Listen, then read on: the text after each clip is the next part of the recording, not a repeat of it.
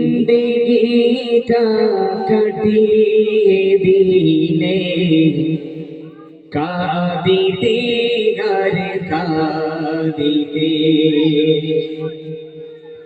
জিন্দেগিটা কাটিয়ে দিলে কাঁদিতে আর কাঁদিতে,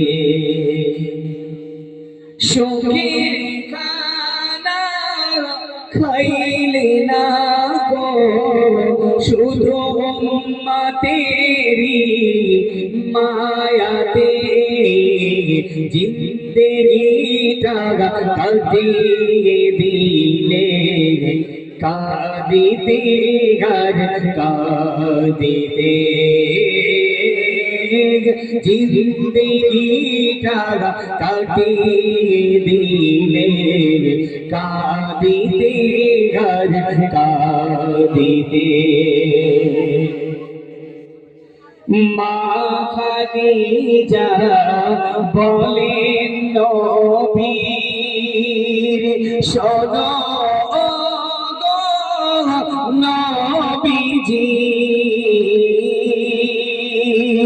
এই দুনিয়ায় তোমায় ছাড়া থাকতে আমি পারিনি। খাদিজা আল্লাহ রাসূলকে ডেকে বলছি, ইয়া রাসূলুল্লাহ, ইয়া হাবিবাল্লাহ, এই দুনিয়ার জমিনে আমি খাদিজা আপনাকে এক নজর না দেখে থাকতে পারিনি। ইয়া রাসূলুল্লাহ, এই দুনিয়া ছেড়ে তো আমাদের সকলকে চলে যেতে হবে।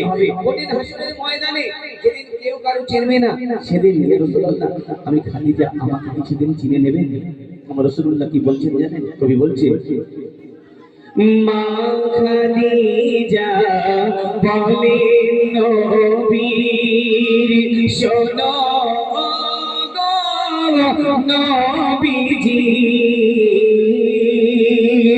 এই দুনিয়ায় তোমায় ছাড়া থাকতে আমি পারিনি।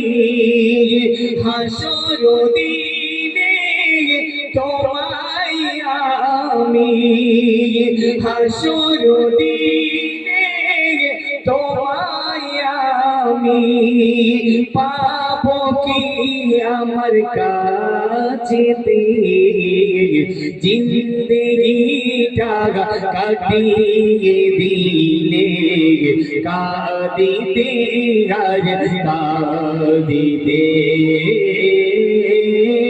জিন্দেগিটা কাটিয়ে দিলে কাঁদিতে আর কাঁদিতে।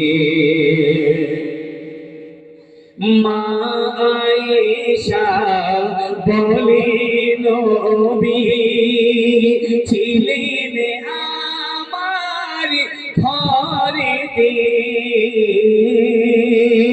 গভীর রাতে জাগিয়া দেখি নাই কোনো নবী পাশেতে, কাঁদিছে দেখি নবী আমার, কাঁদিছে দেখি নবী আমার, জান্নাতুল ওই পাখিতে, জিন্দেগিটা কাটিয়ে দিলে কাঁদিতে আর কাঁদিতে, জিন্দেগিটা কাটিয়ে দিলে কাঁদিতে আর কাঁদিতে, সুখের খানা খাইলে না